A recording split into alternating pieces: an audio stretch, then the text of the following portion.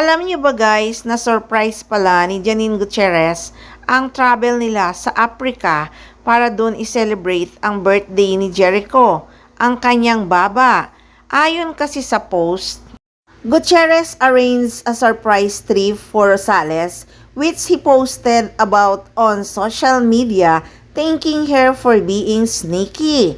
Rosales mentioned this was his third time celebrating his birthday on the continent and that he always come home with a full heart and belly.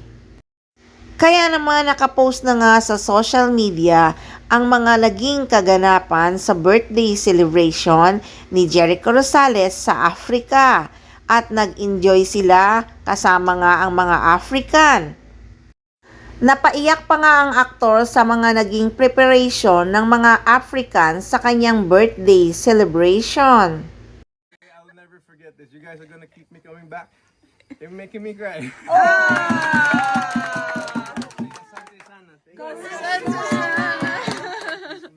Ang tanong ngayon ng mga fans, natapos na sila sa Africa.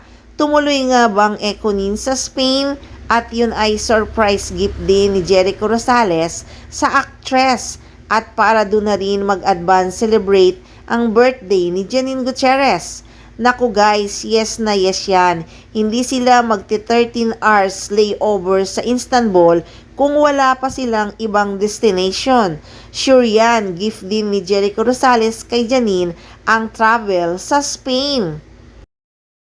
Diba ang galing ng plano nila, panalong-panalo talaga sa kakiligan ang Econin. Siguradong mas kakilig-kilig ang mga ganap nila sa Spain kasi special ang birthday ni Janine Gutierrez. Advance birthday At si Eco pa ba? Si Eco pa ba napaka-sweet ng aktor at napaka-generous? Lalo na pagdating kay Janine Gutierrez. Baka nga may iba pang gift si Eco kay Janine bukod sa pagpunta sa Spain, di ba?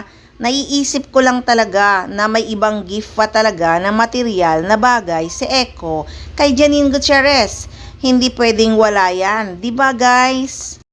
Hanggang sa kasalukuyan nga ay nagmamasid pa rin ang mga fans sa ibang mga kaganapan pa sa travel trip ng Econin. At wala pa ring balita kung kailan nga ang balik ng dalawa sa Pilipinas. Baka patapusin muna talaga ang October 2. Yun talaga kasi ang birthday ni Janine Gutierrez.